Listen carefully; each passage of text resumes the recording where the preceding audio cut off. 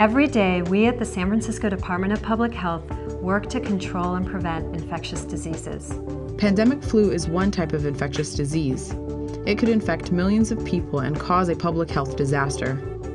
This video will tell you about pandemic flu, how it could affect our community, and how to prepare for it.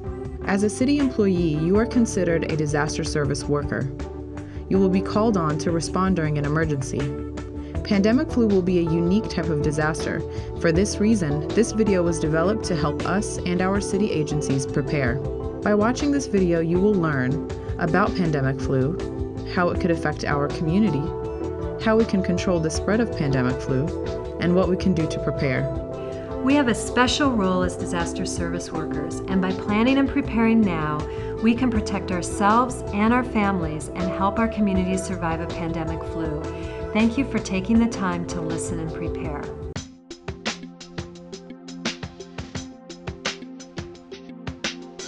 Did you know that there are different types of flu? For example, seasonal flu, bird flu, and pandemic flu. All of these types of flus, sometimes called influenza, are infectious diseases of the respiratory or breathing system caused by a virus, the influenza virus. Seasonal flu is a common infectious disease that you may already know a lot about. You've probably had the flu before. Because people usually catch it in the winter, we sometimes call it seasonal flu. Seasonal flu typically causes a fever, headache, sore throat, cough, and muscle aches. Most people have mild symptoms. However, each year in the US, 200,000 people are hospitalized and 36,000 people die. Usually these people are very young, chronically ill, or elderly. The flu is spread from one person to another through tiny wet drops caused by coughing, sneezing, or talking. A person can be infected by breathing in those tiny wet drops or by touching something that was recently contaminated with the flu virus, and then touching their mouth, nose, or eyes. Almost everyone will catch the flu at some point in their life. Some people may even catch it many times in their lifetime. This is because the flu changes or mutates a little bit every year. So even if you get it once, when you are exposed to a slightly different flu virus, you can get sick again. Each year, scientists monitor the flu around the world and make a vaccine that specifically matches the viruses that are presently spreading. This means that you can help protect yourself by getting a flu shot every fall. You might have also heard about bird flu or avian flu and wondered, is it different? Yes, birds get their own type of flu.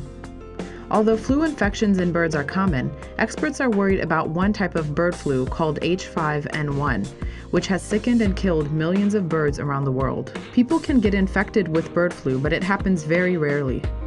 The few people who have been infected by H5N1 bird flu usually had very close contact with infected birds. Experts are worried that this bird flu virus could change or mutate into a new type of human flu. If a new human flu virus emerges, either from bird flu or any other type of animal flu, and causes severe disease and spreads easily, it could infect people around the world and result in great harm. This would be pandemic flu. Pandemic flu could cause many people to get sick, possibly more than 30% of our population.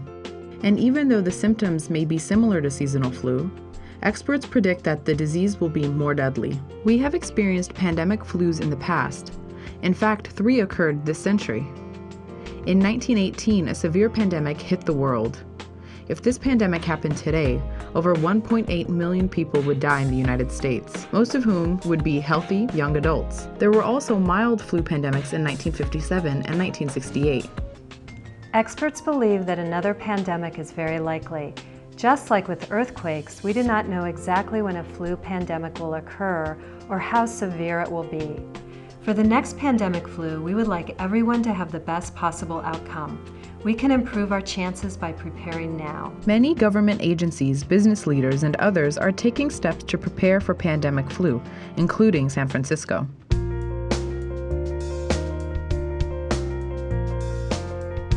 How might a pandemic flu affect San Francisco? A pandemic flu could start at any time in any place, including California. Experts regularly monitor flu activity across the world. We hope that because of this close surveillance, we will have some warning before a pandemic flu comes to San Francisco. However, once started, a pandemic flu could travel to our community quickly, perhaps within days or months. A pandemic flu could last many months, and perhaps 30% or more of San Franciscans would be sick at some time. Chances are that we would not have a vaccine right away, and our medicines might not be effective. Hospitals and clinics might be overwhelmed. Some people might need to receive care at home from friends and family members. Businesses and city agencies might have to cut back their services because many employees would be out sick. These organizations would need to focus on essential services. For example, trash might still be picked up, but landscaping services such as lawn mowing and pulling weeds may be reduced. There may be shortages of products that we normally get easily. During a pandemic, the San Francisco government would activate emergency plans to respond and to maintain essential services. City leaders would coordinate activities between government agencies, hospitals, businesses, community groups, and other partners. Reliable San Francisco-specific information would be issued. This information would include advice on how to protect ourselves, our family members, and our community. All of us who are disaster service workers would need to help respond and keep the city running. Our efforts as disaster service workers are absolutely essential. We will all be expected to follow our department's instructions for reporting to work once we have determined that our families are safe. The idea of pandemic flu in San Francisco is scary, but public health experts at the federal, state, and local levels are preparing to respond as effectively as possible. If and when it arrives, we expect San Francisco healthcare professionals, city employees, and the public to meet the challenge. The planning and preparations we do now will make those efforts more successful.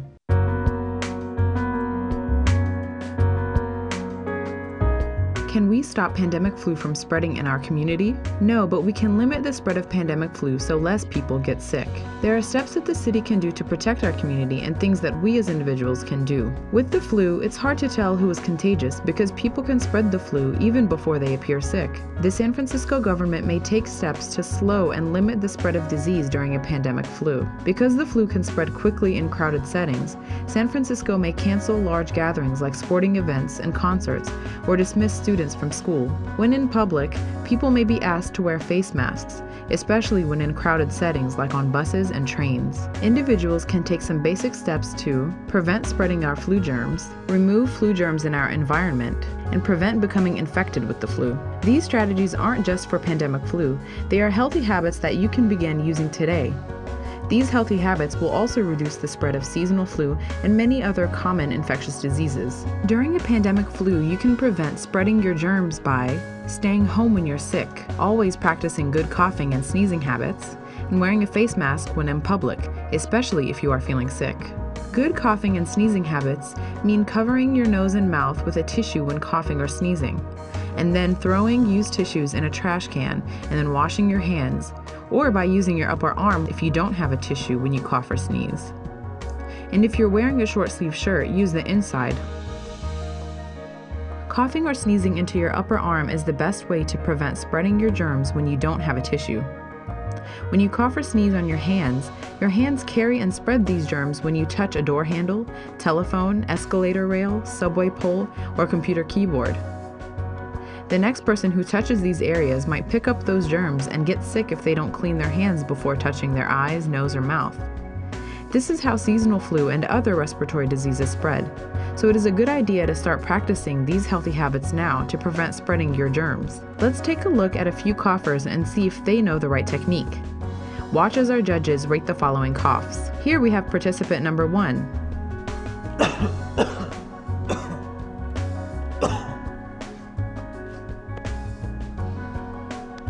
Oh, right in their hands. I'd give that a 0 or even a negative number if I could. Let's see if participant number 2 does any better.